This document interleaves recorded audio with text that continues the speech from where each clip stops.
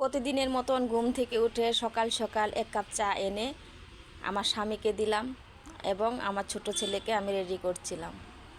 তো 3 বছর থেকে ফেসবুক কাজ করছি, আজ অবধি তার মুখে এরকম কথা শুনিনি। তার মুখের কথা শুনে আমি একদম অবাক চোখে অল্প সময় দেখলাম তাকিয়ে, আর কোনো জবাব করলাম না, চুপচাপ বাবুকে রেডি করাচ্ছিলাম। তো উনি চা খেতে খেতে আমাকে বলল যে তুমি সারা দিন এই সংসারটা সামলিয়ে বাচ্চা কাচ্চা স্কুল, সংসারটা পুরোটা তোমার একা হাতে, সমস্ত কিছু ঘরের কাজকর্ম করে আমার টাইমলি খাওয়া দাওয়ার, সকালের নাস্তা, দুপুরে খাওয়া, রাত্রি খাবার সমস্ত কিছু করে যাই একটু টাইম পাও, সেই টাইমটুকু কিন্তু তোমার রেস্ট করার দরকার। শরীরটা অত ভালো নেই, আর দুবার সিজারও হয়েছে। তাই বলছি, এই ফেসবুক ইউটিউব এসবের পিছনে লেগে থাকো, যে দিন শেষে যেইটুকু টাইম পাও নিজের জন্য, সেই টাইমটুকুতে তুমি যে লাফালাফি ঝাপাঝাপি না করে একটু রেস্ট করতে পারো। তো এগুলো ওই বলছিল, আর আমি চুপচাপ মুচকি হেসে হেসে বাবুকে রেডি করাচ্ছিলাম, আমি কিছুই আর জবাব দিইনি। তো শুনছিলাম, তারপরে বলল আমাকে যে তুমি এগুলো করে কি লাভ পাও? এই যে ফেসবুকে ভিডিও করে, ইউটিউবে ভিডিও করে, তাতে তো সেরকম একটা আর্নিংও আসে না। তাছাড়া অনেকে অনেক বাজে মন্তব্য করে, অনেকে বাজে কমেন্টেও বলে। তো এতটা পরিশ্রম করে সেখান থেকে কিছু পাচ্ছ না, বেকার বেকার দিন শেষে তুমি কষ্টই শুধু পাচ্ছ। তার থেকে তোমার একটু রেস্ট করাটা প্রয়োজন। তো আমি কোনো কথা অ্যান্সার দিচ্ছিলাম না, শুধু চুপচাপ শুনে গেছিলাম, আর পুচকা সোনাকে আমি রেডি করাচ্ছিলাম। তো এই ওর কথাগুলো শুনতে শুনতে আমার পুচকা সোনা ততক্ষণে রেডি হয়ে গেলো। আমি বললাম আজকে একটু তুমি নিয়ে যাও, আজকে আমার নিয়ে যাওয়ার মতন অতটা সময় নেই, তো আবার দুপুরে রান্না করা বাকি আছে, রাত্রে বাসনটুকু ধোয়া হয়নি, তো একটু নিয়ে যাও। তখন বলল যে আমি তোমাকে এতগুলো প্রশ্ন করলাম, তারপরে তো তুমি আমার কোনো প্রশ্নর অ্যান্সারই দিচ্ছ না।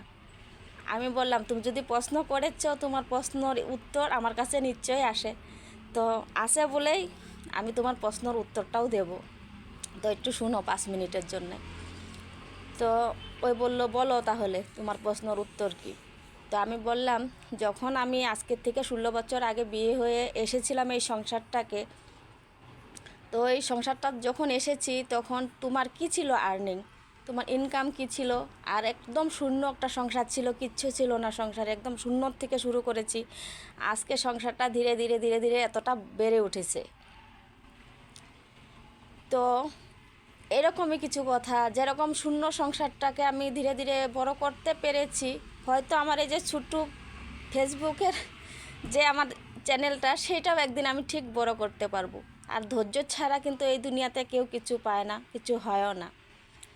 তাছাড়া আমি যদি সমস্ত সংসারে কাজবাজ সেরে সব কিছু মেনটেনেন্স করে যদি আমার কাজ আমি করছি, ফেসবুকে একটু সময় দিচ্ছি, তাতে তো তোমার কোনো অসুবিধা নেই। বললো না আমার কোনো অসুবিধা নেই, তবে কিন্তু তোমার রেস্টেরও অল্প প্রয়োজন আছে। তো ভাবলাম আমি, তখন কথাটা আমি বললাম যে রেস্টের অবশ্যই প্রয়োজন আছে, তবে তো রাতে খাওয়া দাওয়ার পর তো রেস্ট করি, তাছাড়া সংসারে কাজ তো করতেই হবে। আর যেটা হচ্ছে কাজের কথা, যে তুমি আগে যে 3,000 টাকা যখন ইনকাম করতে পারতে, যখন আমার বিয়ের আগে, তখন 3,000 টাকার ইনকাম করতে, সেইখান থেকে ধীরে ধীরে ধীরে ইনকামও বাড়ছে তোমার। এমন কি সময় গেছে মাঝে, এতটা খারাপ সময় গেছে, হ্যাঁ, তখন কিন্তু ধৈর্য ধরে ছিলাম বলে কিন্তু আজকে ভালো দিনটা দেখতে পেরেছি, বা তুমিও পারছো। এক সময় কষ্ট না করলে কোনো দিনই হয় না, কষ্ট পাওয়া যায় না, এটা যেটা সত্যি কথা। দ্বিতীয় কথা হচ্ছে গিয়ে, দেখো তুমি যদি কষ্ট না করতে, পরে লেবারি কাজ না করতে, আজকে নিজে 2টা লোক তোমার নিজের সাইডে খাটাতে পারতে না, সেরকমই থেকে যেতে। তো ধৈর্য ধরে করছো বলেই কিন্তু পারছো, সেরকমটাই সব কিছুই মনে করো। তো আমিও সেটাই করছি, যেটা করার উচিত আমার, যেটা ধৈর্য ধরে আমি এই শূন্য সংসারটাকে বড় করতে পেরেছি, আর সেই খারাপ পরিস্থিতিও লড়াই করে চলতে পারছি। তাহলে এখন তো কোনো সংসারে অভাব নেই, বা মোটামুটি ভালোই কামাচ্ছ, যেটুক কামাচ্ছ এখন কাপড় কানি পরার থেকে শুরু করে খাওয়া দাওয়ার থেকে কোনো কিছুতে কষ্ট হচ্ছে না। তাহলে কেন আমি এই ফেসবুকটাকে ছেড়ে দিয়ে এবার বেকারে বসে থাকবো? আর ফেসবুক করাটা হচ্ছে একটু নিজের মাইন্ডটা ফ্রেশ হয়। তাছাড়া যে দিন শেষে যে একটা চিন্তা ভাবনা আসে যে বাচ্চা কাচ্চা কীভাবে মানুষ করব, এখনের জামানায় টাকার প্রয়োজন, শুধু টাকা ছাড়া কোনো কিছু হয় না। ওদের পড়াশোনা, কিভাবে বাচ্চা দুটোকে মানুষ করব, অনেক কিছু চিন্তা ধারণা মাথায়, মানে যখন একা বসি না তখন এইসব আসে। আর সেই টাইমটুকু আমি টাইম পাসের জন্য যেরকম ফেসবুকে একটু কাজ করি।